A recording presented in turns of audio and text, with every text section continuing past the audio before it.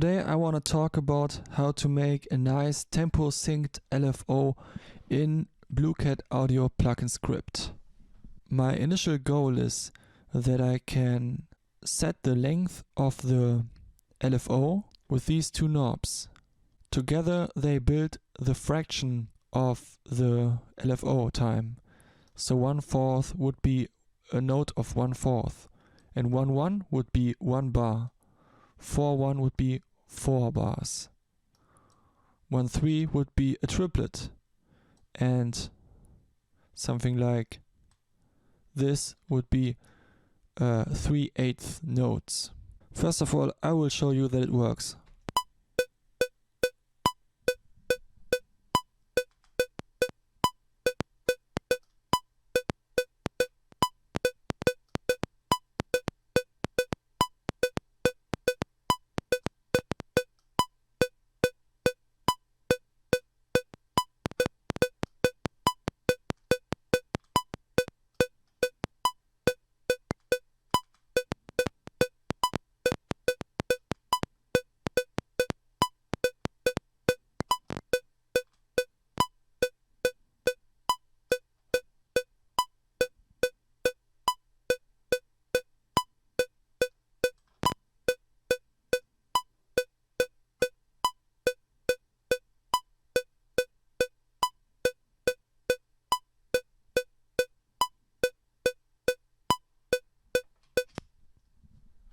So as you can see, no matter how ridiculous you set these knobs up, they will always produce the right results. And they will also make sure that whenever the position in the project goes through one of these bar lines, that this LFO will also be at the same place and also in every time in between. So how did I do that? First of all, I will show you my main script, because that's easier. It just has the tempo script included that I will go to very soon. Then I have my parameters that go from 1 to 32 at the moment. I have a tempo object that initializes the tempo class. In my main method, there's the question, is the project currently playing, and if yes, then do all the stuff. Then the for loop that goes through all the samples of the current buffer, of course, and then the tempo object has a function called run, and this function needs data from block data. It needs the current sample position I, and it needs the parameters. Then I have a print statement in which I test a bunch of stuff from my tempo class, and I have a for loop, and the for loop gets the LFO from the tempo class. Now let's get to the actual tempo class. The tempo class has a bunch of double variables, because these variables, it's very important that these are doubles, because otherwise they won't produce very good enough results and it won't be tempo sync anymore. I tried float first and it didn't work nicely, but there are also a bunch of variables that can be float and it still sounds the same. There is a trigger on beat. It's always triggered when the beat starts at the beginning again.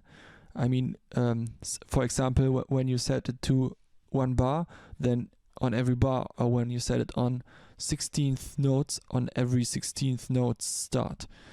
Then we have an index and a total length of samples. So you can also get index values from this class. As you can see, there are many different ways of utilizing the stuff in here. Now what happens when the tempo class is initialized? First of all, it calculates how long a minute is. Of course, it's 60 times the sample rate, because sample rate is 1 second. Then minute divider is 1 divided by minute. This is because we will use that a lot. Otherwise we would have to divide through the minute all the time. But a division takes a little bit longer than a multiplication, and I want to make nice performance software. Then the same for the for. At many times we need the 1 divided through 4 thing. So I just made a value of this. These are nice opportunities to use float instead of double, because these numbers just don't go so high. Then of course we have the numerator and the denominator, and when you don't set it to anything, it will just be 1, just so everything works. And then the method setRate started. And the method setRate is very important because it sets the rate that is created by the denominator and the numerator, and for divide. And the reason for that is because later we will make use of a function that already exists in plugin script that gets you the position in quarter notes, but I find that very unintuitive, so I calculate 4 on it to make it a whole bar. And you will see that it makes a lot of sense to do that. Then what does the run function actually do? So first of all, it checks if the current BPM of this class is the same as the BPM that is just sent, or if the numerator or denominator are still the same. This is basically the question: should I calculate new stuff for new lengths? Have you selected a new length or changed the tempo, so I have to do all the basic stuff again, or can I just leave it like that? And if this is the case, if something has to be changed, then the prepare function is started. The prepare function takes the data, the numerator and the denominator. It sets the numerator and denominator to what they are, and sets the rate. This is the function that I always showed you. Then the BPM is set as well, and the position increment factor is set in this way. And the length in samples is also known at this time. Yeah, this is very important for what happens next, because without a position increment, the position won't go up, because for some reason the position in quarter notes function from plugin script can only return the position in quarter notes at I is 0. So we need an increment factor to know the position at every sample and not just at the start of a block. By the way, thanks for BlueCat Audio for telling me about this. I would have never found out.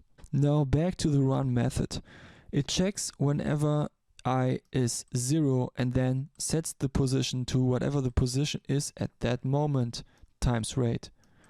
And this will make sure that we will always jump back to the value where we should really be in the project when we wanna be temposync with and not only temposync but also project sync. I just call it project sync because it's something different. Temposync is just that the tempo is right, but for me project sync is that we are also on the same line in the bar and stuff like that. Then we have the value position frag, which is the fraction of the position. You see the position is a value that goes in double or float values or something. And let me show you how it would look. Let's say we're here, then it would be a whole number, and everything until here, because this is another quarter note, everything in between would be this whole number plus a fraction of that. And then we're here and we have another whole number, the next whole number. So if we take the fraction of that, we take away the whole numbers.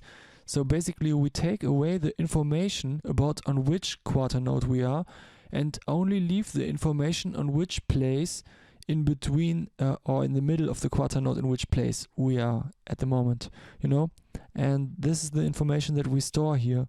So we can now use the difference function that I wrote. It just calculates the difference between two things.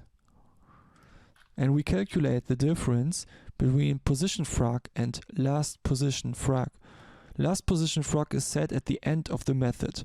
So when the next sample comes and it starts all over again with this run method, then at this point position frag and last position frag will be different.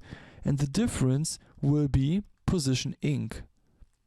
And when this difference is bigger than 0.5 f, which is just the middle of a quarter note, like this point, usually from sample to sample it jumps in very small steps like this, but at the end it will jump back hugely. The difference is bigger than 0.5. So when this difference is bigger, then we know that it's just started over. So we can set the index to 0 and set onBeat to true. And else we can just move the index forward and set onBeat to false. And that's how we use the index, and also that's how we use the trigger. Then the position at the end gets just incremented by the position increment factor that we calculated earlier in the prepare method. Now, in which ways can you utilize this class? You can get an LFO. That's exactly what I did in the main method. I replaced the current sample with LFO that is calculated from position frag. Position frag times 2 minus 1 to be precise, because as you know, position frag is a thing that goes from 0 to 1, and you know that every wave goes from -1 to 1. So we calculate times 2 to let it go from 0 to 2, and then -1 to let it go from -1 to 1, of course. Then we have get modulator, which just returns position frag without any special tricks, and that's for the case when you don't want to use this as some kind of oscillator thingy and more like a modulator thingy. Then you can return the length, of course, just in case that you want to use it in combination with maybe a buffer. Let's say you have a buffer class and you want it to be the length of a bar or whatever it is set to, maybe for a delay or something. And then you can just use the length and the index to go through that buffer. Then we have the trigger. That you can use this, for example, in combination with envelopes. Let's say you want to start an envelope whenever whenever onBeat is true, then you can do that. Yeah, and this method's just for rounding things. I don't know if I even used it, but yeah, it's there. Lol, actually I just noticed that something was a little bit wrong. I must use another variable called rate divider for the rate, which just prepares the rate to be used with the length samples. I had just multiplied with the rate, but we really have to divide it through the rate, which is the same as multiplicating it with the rate divider. So now it works. Now let's look at the print statement and see what it does in the program.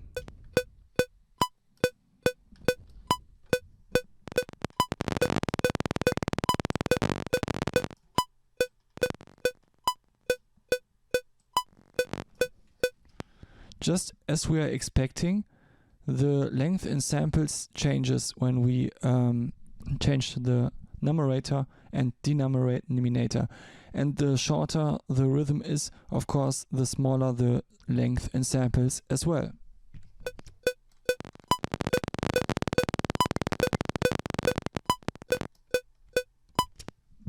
We can check that this is true by reloading the script while letting it just run on some value, and then looking into the log file.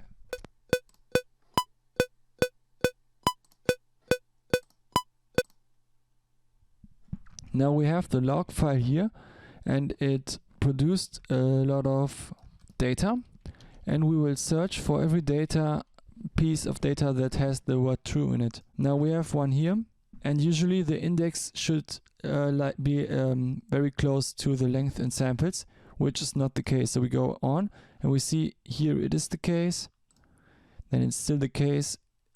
It can vary a bit. That's just because everything is a little bit font to be a little slightly unprecise. But I mean, this is enough precision to be so precise that you don't hear the difference. And as long as it doesn't go to the actual length but only a little bit below it, then you can use it on a buffer without maybe running into an overflow problem or something. That way we also see that the true value really works. So if you want to use it as a trigger, you can be sure that there won't be two trues next to each other. It's just a bunch of falses and one true. This is your trigger, and then it goes on with being false. Now that we checked out the print statement, let's comment it out and exchange the LFO with the modulator.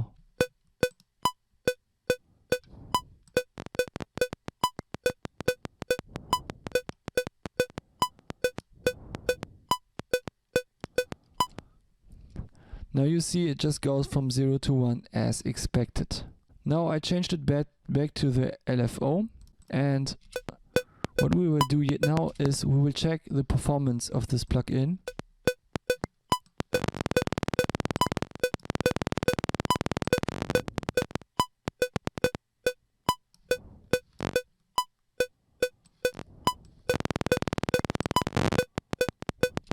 So no matter how fast or slow this thing is, it will always have the same performance, and this performance is considerably low for a plugin script plugin. Yeah, so this is how I made the temposync LFO in plugin script.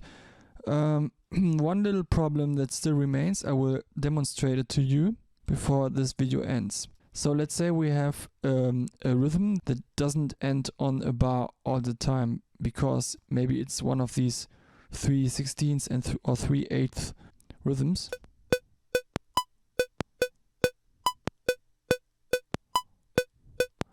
Now the problem with this is it will just go on forever with this 3/8 rhythm, and I can imagine that some people wanna use it like let me show you an example in Serum, that it just re-triggers back to the start. For example, here you can say that this would be the equivalent of the 1/4 point rhythm, and the difference is if we leave it on off, then it will be just the same as my plugin, but when we say trigger, it will re-trigger with every note. Of course, this is easier to do in a wavetable synthesizer, because this LFO is probably just also some kind of wavetable that is just that just runs the information through or something. At least that's what I'm expecting. It's easier to do it when the actual information is in a buffer, and also the retrigger knows that it should retrigger on a new node. But when should something retrigger in just a plugin without any nodes or something? The answer is I would like to have a function that, like another knob, that can be set to retrigger every 4th node or something like that.